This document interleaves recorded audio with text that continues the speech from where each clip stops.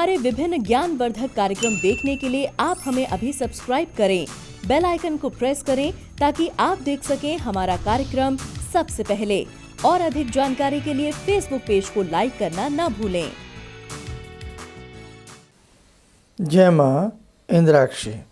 इंद्राक्षी धाम में दर्शकों आप सभी का हम हार्दिक स्वागत करते हैं। आज के दिन जिन जातकों का जन्मदिवस है, मैरिज एनिवर्सरी है, उन सभी को हमारी तरफ से बहुत बहुत शुभकामनाएं। आज का पंचांग 11 नवंबर सन 2020, दिन बुधवार, कार्तिक माह, कृष्ण पक्ष, संवत 2077, तिथि आज रमा एकादशी है, नक्षत्र उत्तरा फाल्गुनी, राहु काल 12 से 1:30, नक्षत्र उत्तर पूर्व दिशा। रमा एकादशी और वो भी कार्तिक मास में अपने आप में विशेष महत्व में संजोती है। और मेरे साधकों, एकादशी में हम जितना भी व्रत, तप, हवन, यज्ञ, दान और जितना भी हम पुण्य कमाते हैं, वो पुण्य बहुत विस्तारित होता रहता है और उस पुण्य का लाभ एक जन्म में नहीं, हमें अनेकों जन्मों में प्राप्त होता है। आज रमा एकादशी है और अगली एकादशी प्रबोधिनी एकादशी है। कार्तिक मास की, कृष्ण पक्ष की और शुक्ल पक्ष की, ये दोनों ही एकादशियाँ अपने आप में विशेष महत्व रखती हैं। आज के दिन हमें क्या करना होगा? आज के दिन हमसे जितना भी हो सके, जो व्रत रखते हैं वो तो सारा विधि विधान करते ही करते हैं, लेकिन जो व्रत नहीं रखते हैं तो कम से कम आज के दिन सात्विक आहार लें। आज के दिन कोई भी तामसिक भोजन लेने का प्रयास न करें।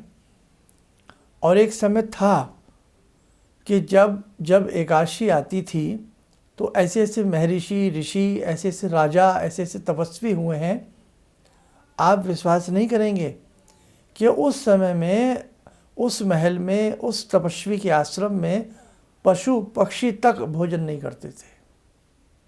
मतलब एकादशी का व्रत पशु पक्षी में मनाते थे। अब आप देखिएगा, आप हम तो इंसान हैं, तो कहने का भाव एकादशी के व्रत की बहुत बड़ी महत्ता है।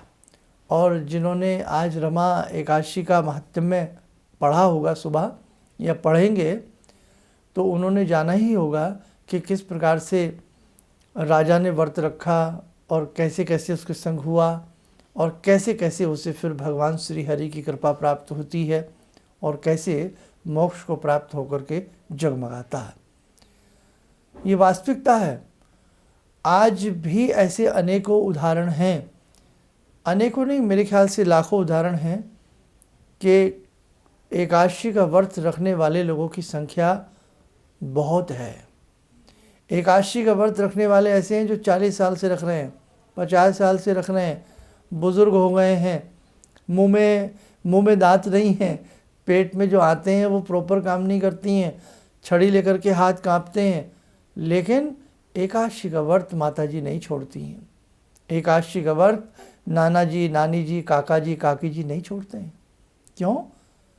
किसके लिए करते हैं?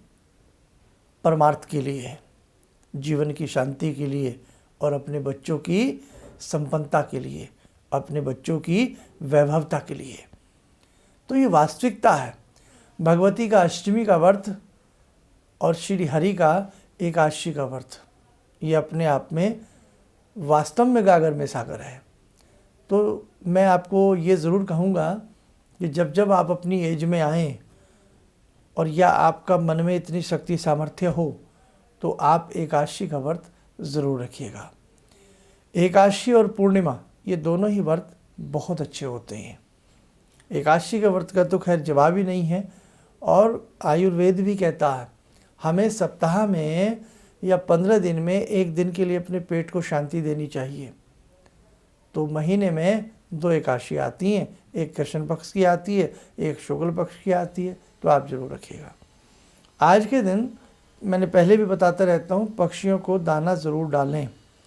आज के दिन पक्षियों को दाने के साथ साथ उनकी जल की व्यवस्था जो भी आपसे बन सके हम ज़रूर करें। आज के दिन जो भी कोढ़ी कलंगे होते हैं, फ़कीर होते हैं लाचार व्यक्ति होते हैं, अपाहिज व्यक्ति होते हैं, जो भी हमसे उनकी सेवा बन सके, जो भी उनके लिए वस्तु सामग्री हम दे सकें, तो हमें आज के दिन उन्हें ज़रूर देना चाहिए। आज के दिन हम ऐसे बच्चे भी हैं जिनको पुस्तकें उस प्रकार की मुहैया नहीं होती हैं, तो हमें उन्हें उनकी किताबें, पुस्तकें जो भी हमसे बन सके हम उनके निमित्त आज के दिन ज़रूर करें। आज के दिन वैसे तो हमेशा करना चाहिए, लेकिन बात जब आज की चल रही है तो आज के दिन तो करना ही चाहिए। हमारे परिवार में बुज़ुर्ग हैं, हमेशा उनके हमें चरण दबाने चाहिए, उनका शुभ आशीष प्राप्त करना चाहिए, और जहाँ मन में मिठास ना हो तो हमें मिठास ज़रूर लानी चाहिए। अपने बुज़ुर्गों के प्रति हमारे मन में हद से ज़्यादा सम्मान होना चाहिए, और कम से कम 10-5 मिनट उनके पास बैठ कर के उनके चरणों को दबाया जाए। हर घर में करीब करीब सासू माता का व्रत होता है ना, हमारी माँ का व्रत होता है, दादी का व्रत होता है, तो जितनी भी हम उनकी सेवा भाव कर सकें उतना हमारे लिए शुभ रहता है। कभी भी ध्यान रखना, किसी के धर्म के प्रति या किसी की आस्था के प्रति हमें बंधक नहीं बनना चाहिए।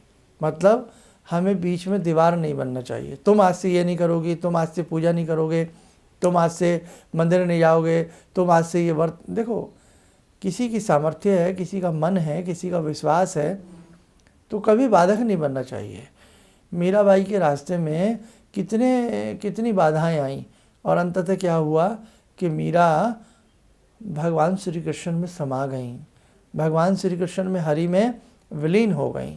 है गंगा मैया जब धरा पे आई तो कैसे पूरी धरा को उन्होंने पवित्र कर दिया।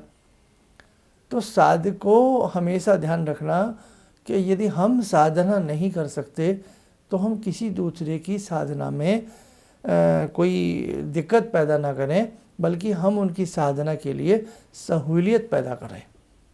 ये हम सबसे कहना चाहते हैं। अपने ही धर्म के प्रति यदि हम मजाक बनाएंगे तो दूसरों फिर हमारे धर्म के प्रति कितनी मजाक बनाएंगे। और आज मुझे कहना नहीं चाहिए, अपने धर्म के प्रति हम मजाक बना लेते हैं,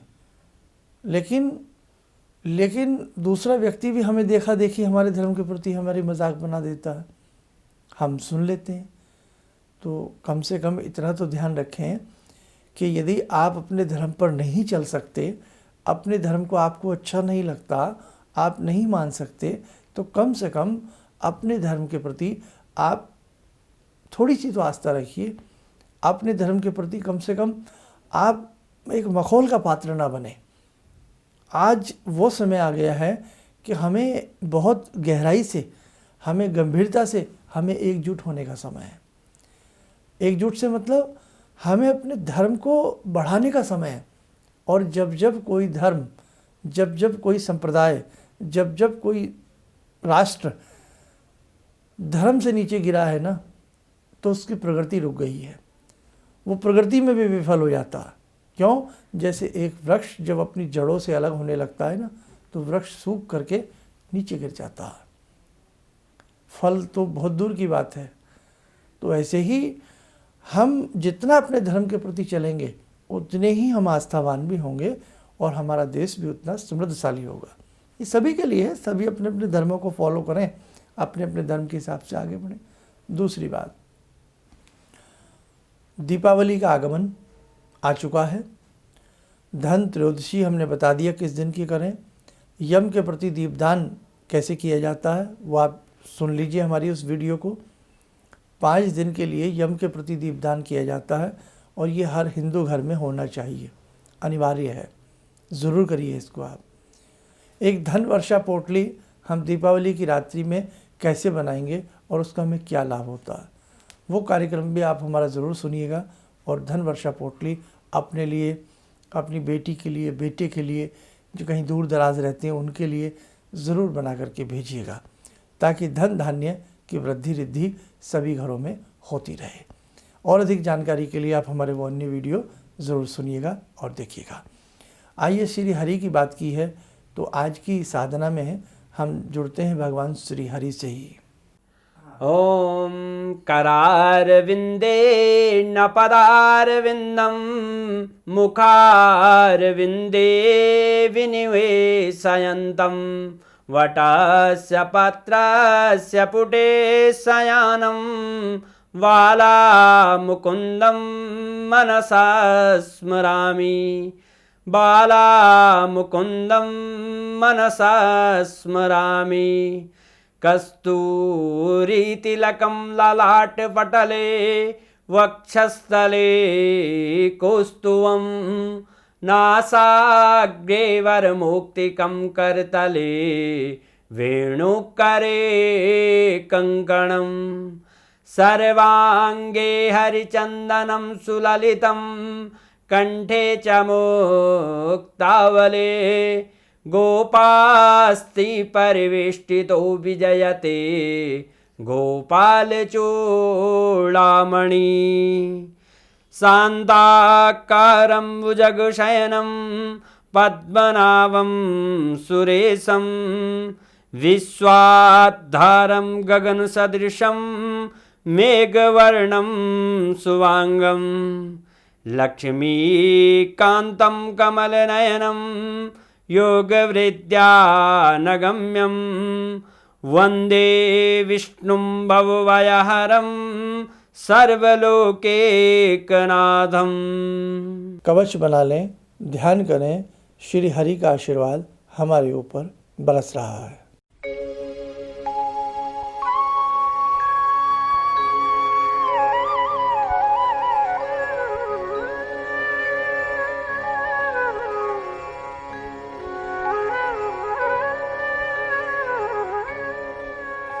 ओम बोलते हुए नेत्र खोलें, सामान्य हो जाएं। अंबिका यंत्र, श्री यंत्र आदि का निर्माण है और दीपावली की रात्रि तक ये रहेगा। और दीपावली के बाद, जैसे नवरात्रों के बाद हमने सबको करीब करीब भेज दिए हैं, करीब करीब सबके यंत्र हमारे यहाँ से जा चुके हैं, कोई रह गया हो तो बात अलग है। ऐसे ही दीपावली, जैसे अब 14 तारीख की दीपावली है, आ ही गई, अब तो समय नहीं है, तो 14 तारीख की दीपावली होने के बाद एक सप्ताह तक उन सब का फ्रेम वगैरह किया जाएगा, पैकिंग वगैरह की जाएगी।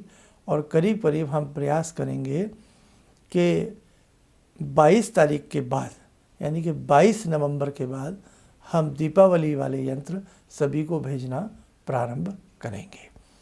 अभी हम दिल्ली में व्यक्तिगत रूप से नहीं बैठ रहे हैं मिलने के लिए, केवल टेलीफोनिक अपॉइंटमेंट चल रही है। आपके जीवन में कोई भी समस्या है, आप कोई परामर्श लेना चाहते हैं, तो उसके लिए आप हमारे संस्थान में संपर्क कर सकते हैं। इन्हीं शब्दों के साथ हम अपनी वाणी को विराम देते हैं। जय माँ परमेश्वरी। मेरी बहुत दिन से दिली इच्छा थी कि आप जैसे कोई मुझे धर्मात्मा पर महापुरुष मिलें और मैं वहाँ जाके जुड़ के और देश समाज से के लिए कुछ कर पाऊँ। कई चीज़ें हैं समाज में, समाज सेवा में भी मन में वो शांति नहीं मिली, जैसे आप समझ सकते हैं कि बहुत सारी गड़बड़ियाँ भी रहती हैं। आज का अनुभव यही है कि मुझे आस लगता है कहीं सही रास्ता मिल गया है, सही मंजिल मिल गई है, जो मैं करना चाहती थी शायद अब मैं कर पाऊँगी। किसी भी समस्या के समाधान के लिए मिले प्रसिद्ध हस्तरेखा एवं वास्तु विशेषज्ञ प्रोफेसर धर्मेंद्र शर्मा जी से। नोट: शिविर में भाग लेने हेतु एवं व्यक्तिगत रूप से मिलने के लिए कॉल करने का समय सुबह 10 बजे से शाम 6 बजे तक। हमारे विभिन्न ज्ञानवर्धक कार्यक्रम देखने के लिए आप हमें अभी सब्सक्राइब करें, बेल आइकन को प्रेस करें ताकि आप देख सकें हमारा कार्यक्रम सबसे पहले। और अधिक जानकारी के लिए फेसबुक पेज को लाइक करना न भूलें।